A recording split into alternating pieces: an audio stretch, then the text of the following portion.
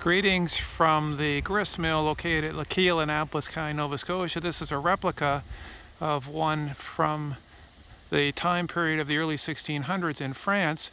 It was built in this location because in the early 1600s, when the French settled this area, they needed a mill, and this one that was later put up by Nova Scotia Power and the government of Nova Scotia is a replica of one from that period.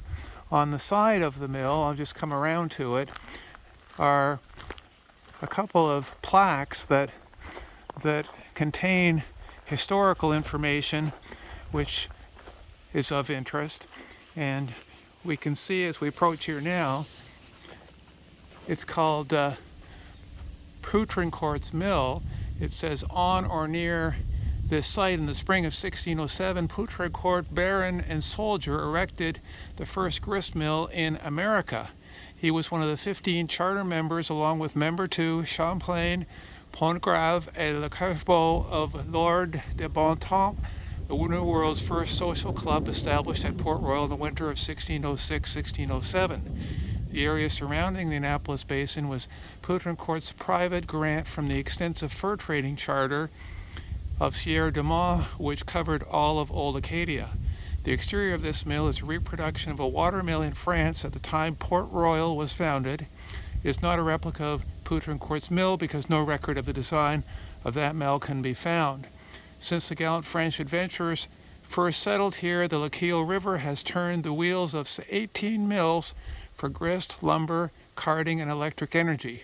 Work on this mill, rated at 15,000 horsepower, was started in 1967 as a centennial project of Nova Scotia Light and Power Company Limited for the year of Canada's centennial. Then as well, on another plaque over here, it indicates early agriculture in Nova Scotia. In this vicinity in 1605, Sieur de Poutrincourt, a gentleman of position and influence, along with artisans, agriculturists, soldiers, and sailors, arrived with the expectation of founding a permanent settlement. In 1606, wheat, barley, oats, rye, flax, hemp, peas, cabbage, and radish were grown. There followed, between 1606 and 1613, the introduction of livestock and the first planting of fruit trees.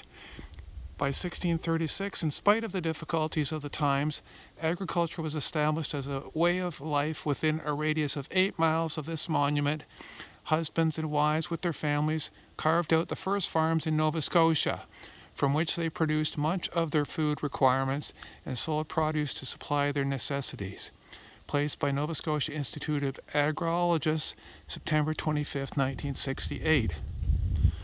And there is one other monument on this site.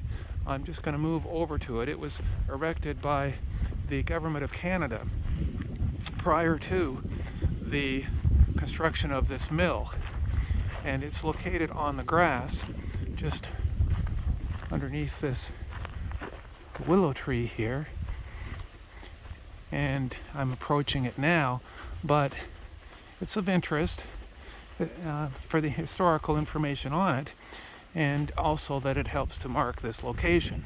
As I approach it now, you can see that it says that it was a plaque erected by the Government of Canada, Poutrincourt's Mill, 1607, to relieve the toil of the hand mill in making flour for the settlers at Port Royal.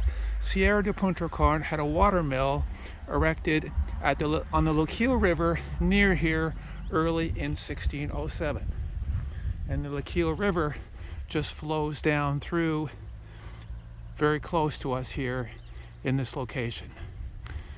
The mill is located along what is now the Dugway Road, just outside of Annapolis Royal. I hope you find this of interest. Thank you.